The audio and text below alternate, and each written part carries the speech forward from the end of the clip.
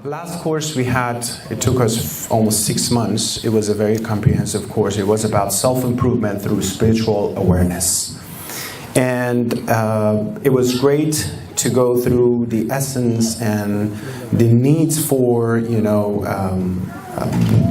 whole relationship with Allah subhanahu wa ta'ala. Now we're going to dive more deeply into the whole topic of the connection and relationship with Allah, and the whole topic of worship.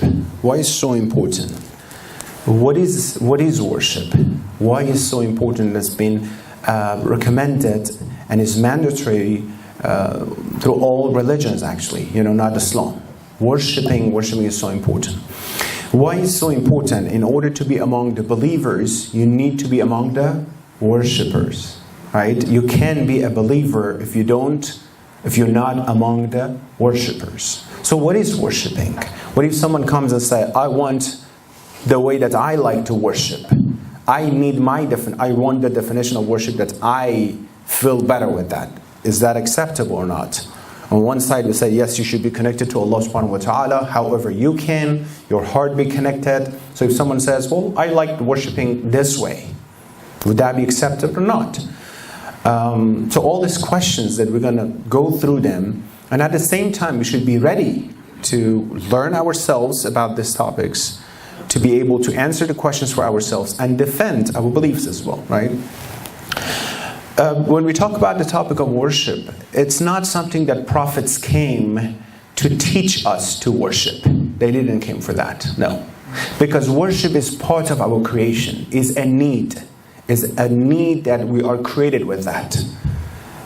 You know how many needs we have? We need to feel loved by someone. We need to sometimes hug someone. We need to eat. We need to drink. Any other needs. We need to go out. We need to breathe. Without this, we can't function properly, or we cannot at all. So worship and worshiping is part of our creation. So the prophets didn't come to teach us to worship, because we need to worship. They came to teach us what? Who we should worship, how to worship. Because these are not the questions that we can answer necessarily. Because if we want to answer, I want to worship that, based on the number of human beings and tribes and cultures, each of them they might say, I want to worship this, right? Or I want to worship this way. So this is not the answer the question that we'll answer. They came to tell us who we should worship and what to worship. When Prophet Muhammad ﷺ came, or when Ibrahim came ala nabiyina wa alayhi wasallam, all prophets came, they were dealing with what? People who were worshipping idols, or the sun, or moon, or stars, right? They were not telling them, please don't worship. They were saying, don't worship these things. Don't worship idols. It's not worthy that you're worshipping stars, right? So this is what they were saying, not don't worship at all. They were not dealing with that. So, and originally, the essence and origin of us is the way that we need to praise. We need to praise. We need to worship. We need to praise something. When you go out, you see something beautiful inside, you unconsciously want to praise it, right? Imagine a beautiful flower in nature. Someone who looks beautiful. Wow, it looks beautiful, looks amazing, mashallah, looks handsome, right? You need to do it. If you see something amazing, beautiful, nice, and you see someone doesn't praise it, what do you say? Oh, something is wrong with that person. How can you're seeing it and you're not praising it? How beautiful it is, right? Why? No one taught us this is beautiful, you have to praise it. It's within us, right? So we are trying to. What prophets did, they awakened this need of worship within us. This fitrah and essence and inner nature that we have, they awakened this. Now, yes, you need to worship, and you need to worship what? These specific things. So through worshipping Allah subhanahu wa ta'ala, and inshallah quickly go through this and we can dive into the topic. Through worship, you feel a sense of thankfulness, honor, and respect.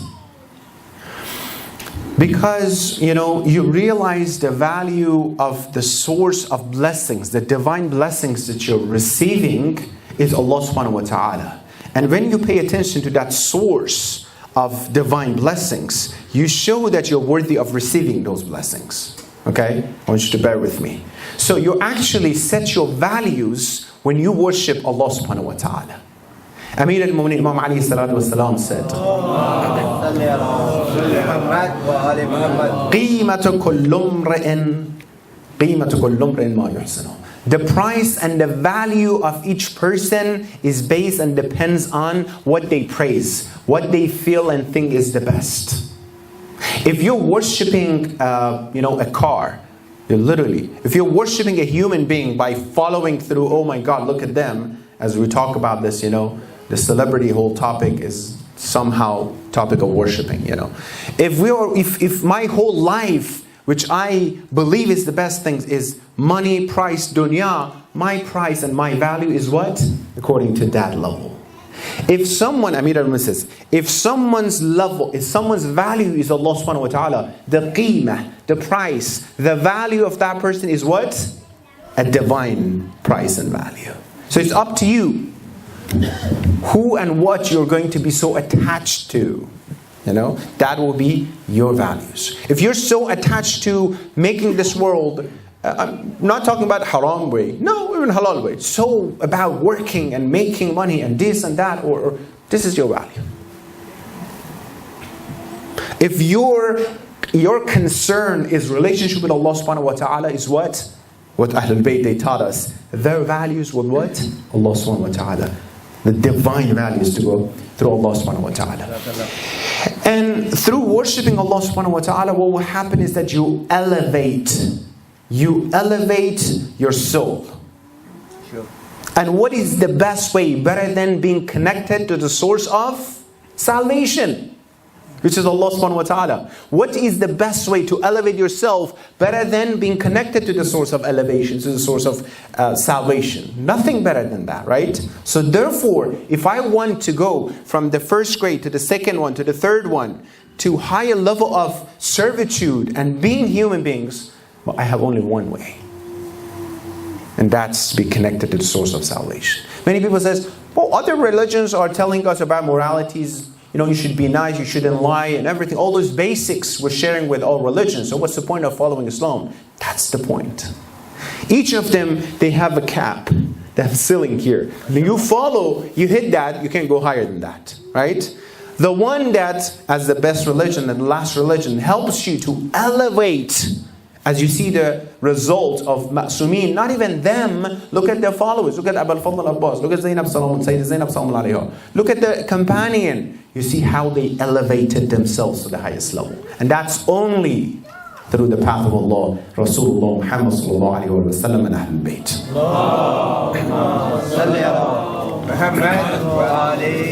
So that's what we see. So prophets came to tell us this is the value of worship and worshipping Allah subhanahu wa ta'ala. And now, what is the best version of worship? Which Quran and Rawayat are full of that. What is it? Salah. Namaz. The best way, remember, if someone says, well, I want to worship the way that I want. So it's not up to you, brother or sister, sweetheart. It's not up to you. If imagine a husband goes to wife and says, I want to show my love to you the way that I want, not the way that you want. And usually brother says, well, I'm paying, I'm bringing money. So it's not, you sometimes waste your energy. I have a lot of clients who say, I did this and that. I'm like, you did a great job, but you wasted your energy. You could achieve and acquire the love with something, less than that, right? Imagine you go type and work 2 days for your boss, for your supervisor, or for your teacher. And then you bring it and says, I didn't ask for it. I spent 2 days. Good for you, but I just wanted you to spend 20 minutes. You shouldn't have done that. You see what I'm saying? So the best way to worship, Quran, Rawayat, tradition, Sunnah of Rasulullah telling us that it was what? Salah. Question. I want you to define Salat for me and for yourself. So, first question, let's make it attractive. What is Salah? We're all doing it inshallah 5 times a day, but we have to know what it is. I want a complete academic definition of what is namaz. Bismillah. We're going to give a good credit for the one who starts the interactive, style of the course. Bismillah, who is going to be our volunteer? Don't be shy. Go ahead. Dr. Zishan. Oh, me? Okay. Let's see. Salat will be defined as the form of worship in which bodily motions and vocal pronunciations are done to worship that who's prescribed that worship to you. Good. You didn't see my slides, right, before? Are you sure? That's good. Connecting to Allah. Salat is connecting to Allah. Okay, I need more complete. Very good. This is a short version of that. Add into this. What is salat to you? And by the way, when we make it interactive, it's not about give me the best definition in the world. Your definition. It's very kind of informal, so don't feel shy. You're doing it 5 times a day. Go ahead. Salat is like waking up at 5 in the morning, being very groggy, and getting some sort of clarity, hopefully. Getting some sort of? Clarity. How? Because it reminds you of God. It reminds you of what's important. I actually like that. It's very interesting. Very good. Yes. You showed the difficulty of that. It's tough. It's not easy, right? But what you get on the other side. That's very interesting, Hassan. What else? Sisters, definitely source of knowledge, mashallah, sitting there. You can participate as well. Go ahead. Anyone else? What is salah? What is namaz? Submission to Allah. Submission to Allah. True. Longer definition. What do you mean by submission to Allah? I can be submit to Allah in other forms as well. This is the way He has asked us to. He asked us this way to submit this. Specific things to perform. Correct. Good. What else? The seniors, next to the wall, mashallah. You can participate as well.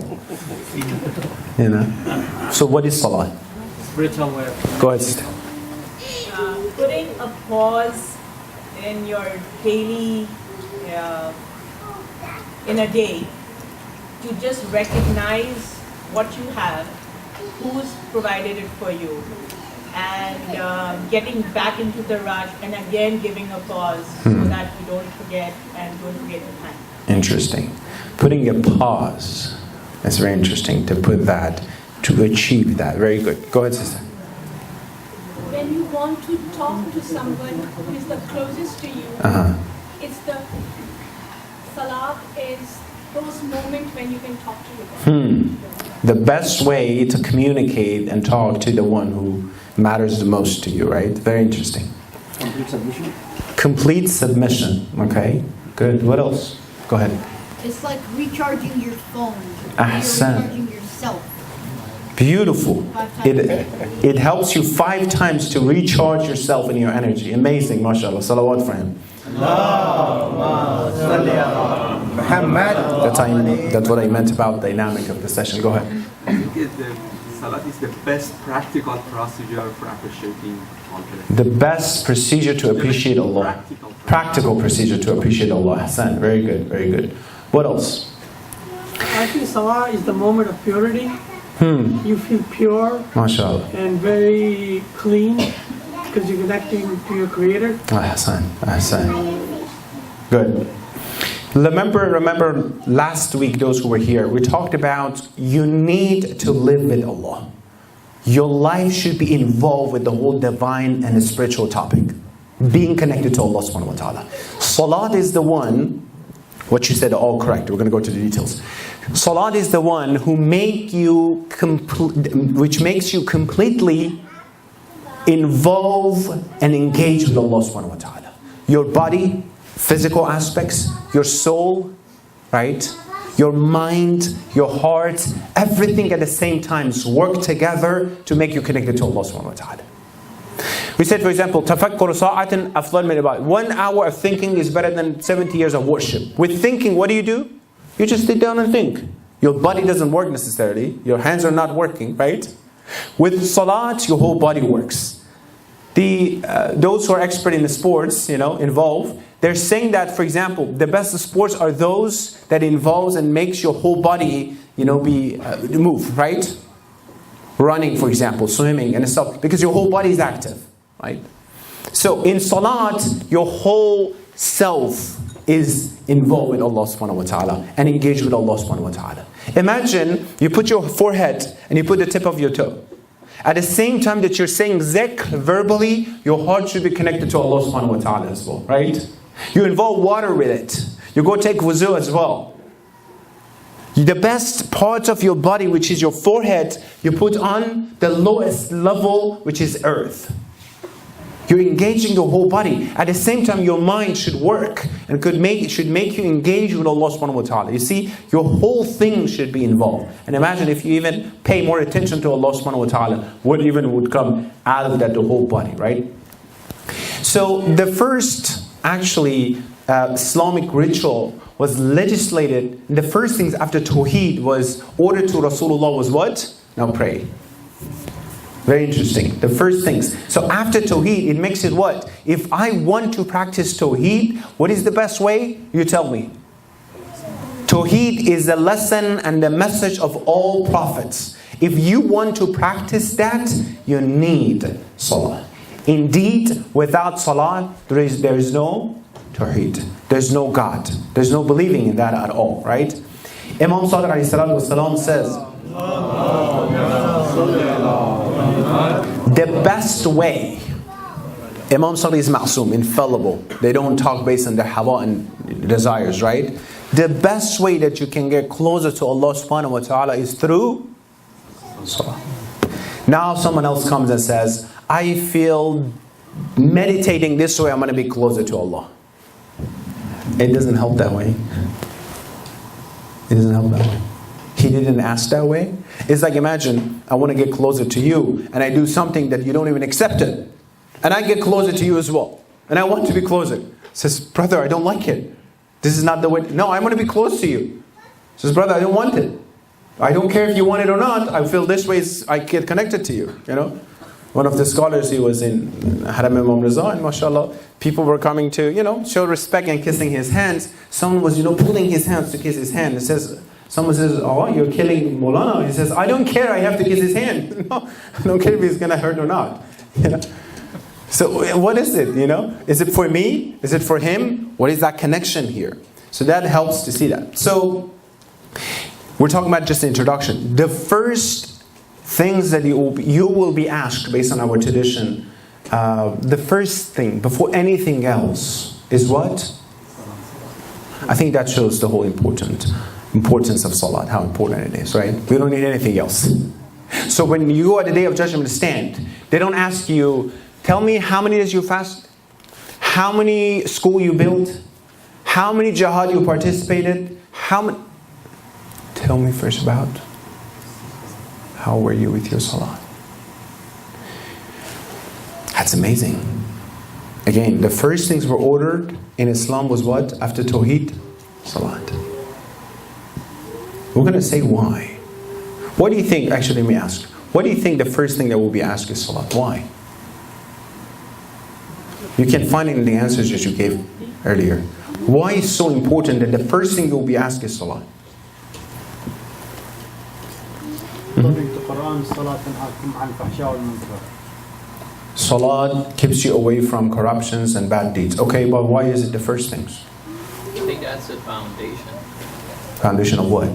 Foundation of, it's a starting point for anything we're going to do in religion. Well, that's what I'm asking. Why? Prove it. Why is the foundation? Why nothing else? Because Salat represents submission. What do you mean? When you pray, you submit. You think you just said that and then you can go? When you pray, you submit to Allah in every position. Especially when you put your head on the ground and you bow down, as you're saying, when you put your forehead on the earth. Go ahead. So everything is, as the official said, everything is toward Allah, working for the Allah, like praying. So everything is away from the worldly thing, from the sins and everything. So that's why. Let me give you a hint. Don't try to make it so philosophical. There's a very short answer to that. Salat is the best representation of Tawheed. The best representation of Tawheed, okay? Go ahead. there's a hadith from the Holy Prophet that says Salah is the key to heaven. Salat is the key to heaven. Very good, Hassan. Because the salah is the salah is connection. You cannot have anything without connection. So why it should be the first thing we'll be asked at the Day of Judgment? So Allah likes to be worshipped, and Salah is the best worship. Okay. Go ahead, sister. I think it's that amal after the tawheed that it's done every day, Okay. 5 times. Like fasting is once in a year. Foundation of Interesting. It's the point that she's mentioning. The only ibadah that you should keep repeating to this extent is salat. Interesting. What else? Go ahead. Salah is loyalty towards Allah. Salat is loyalty towards Allah. So if it is the first thing that will be asked at the Day of Judgment, it's actually your loyalty that they're asking to Allah subhanahu wa ta'ala. SubhanAllah. Very good. You were saying, what is it? it's the foundation of the religion. Foundation of religion. Okay. Good. Go ahead. So if it's accepted, everything will be accepted. Why? Why salat? That's what the hadith says. You tried to twist it, huh? MashaAllah. It identifies a believer, whether someone's a believer or not. Interesting. It will identify you as a believer. Because, here's the short answer. Because Allah, I said so. And I want you to worship me this way 5 times a day. And I made it the first thing I'm going to ask you at the Day of Judgment. So don't try to be so, mashallah, open-minded, intellectual, because of this or that. I ask you, you have to obey. And if you want to see if you are you can be identified as a believer, that means you have to be what? Submitted to Allah subhanahu wa ta'ala. He asked for it. That's it. What do we have to even say, no, not this, why this? Give me one reason that we have that much power and right to stand in front of Allah subhanahu wa ta'ala and to say, no, not this one, why this one, actually the other one. What do we have? Power? Is the beauty of our connection to Allah subhanahu wa ta'ala? What is that we have? Do we benefit Him? You know what I mean? Everything we owe Him in all essence and aspects, right?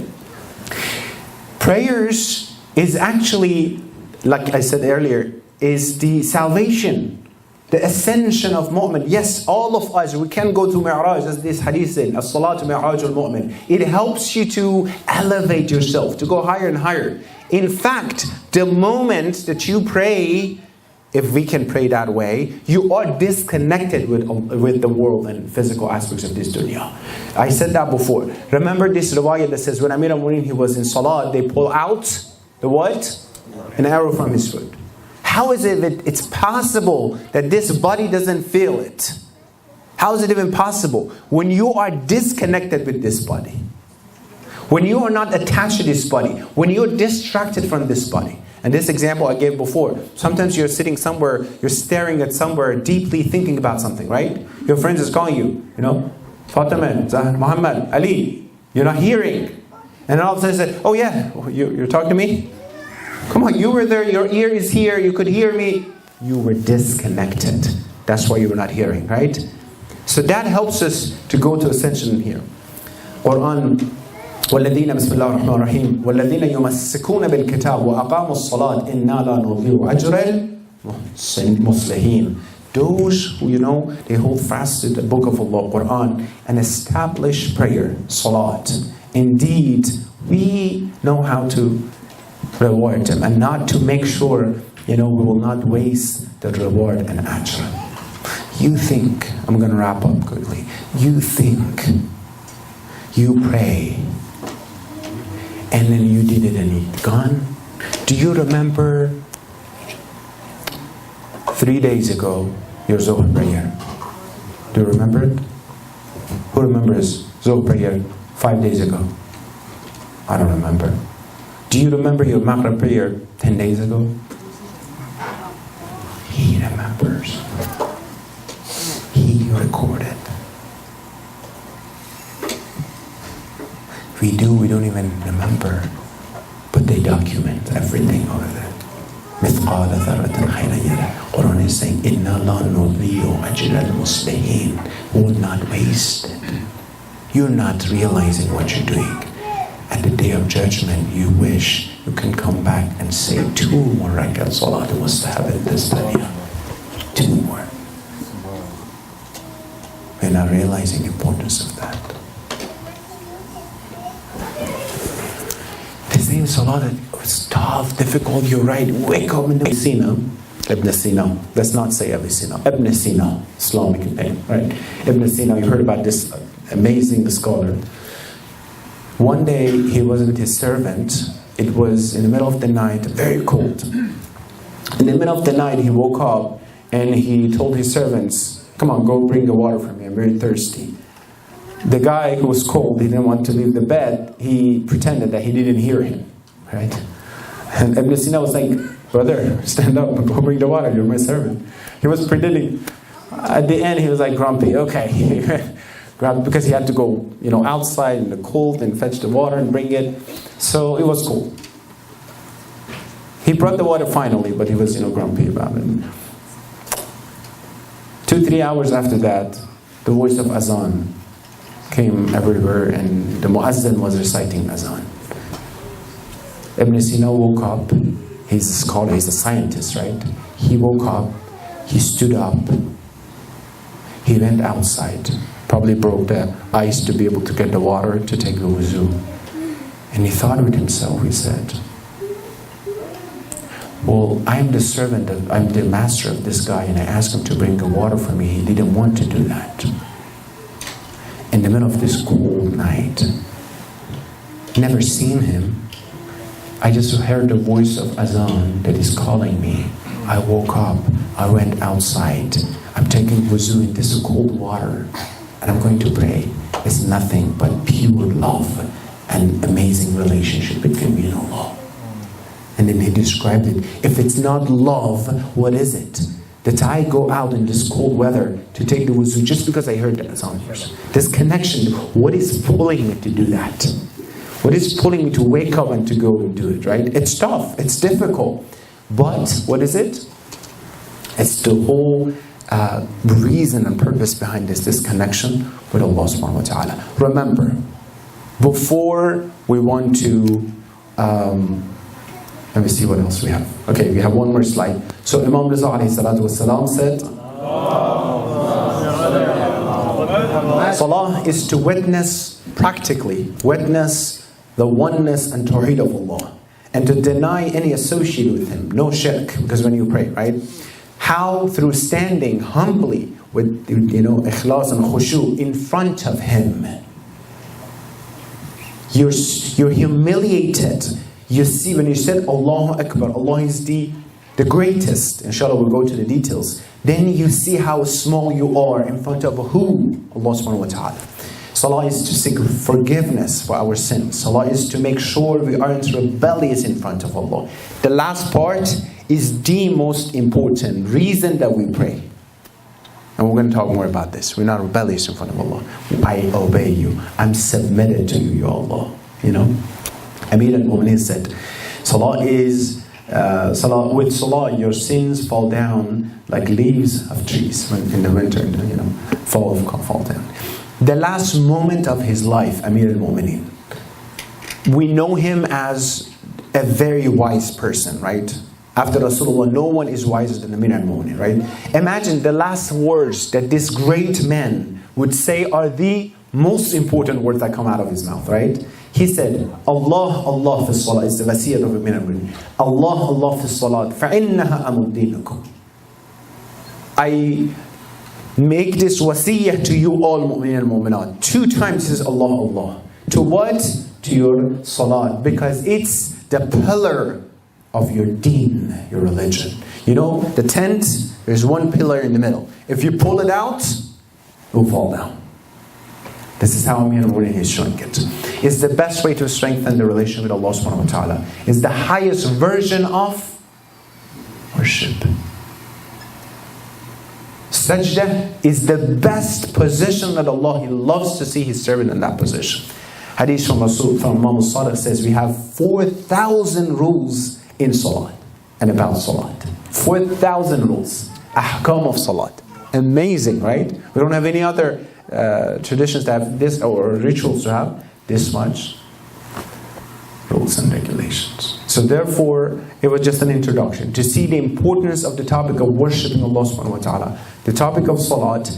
Now we have to see how important is this salat, to go through it. Inshallah, throughout this course, what we're going to do, inshallah, after introduction, then we'll inshallah break it down to go from the beginning, taking wuzu, the philosophy behind that, why it's so important, going all the way to saying Allahu Akbar of your salat, standing in front of Allah. Why should we stand in front of Allah? Saying takbir, hamdan surah, the meaning, the tafsir of hamdan surah, this short surah, we have to keep repeating, 10 times a day. Go all the way, what is ruku? Why this way? What is sajda? It's going to be, inshallah, with the grace of Allah, an amazing pile of information, which inshallah in return will help us to be more closer to azan, to salat, inshallah. اللهم صل على محمد وعلى محمد وعجل فرجه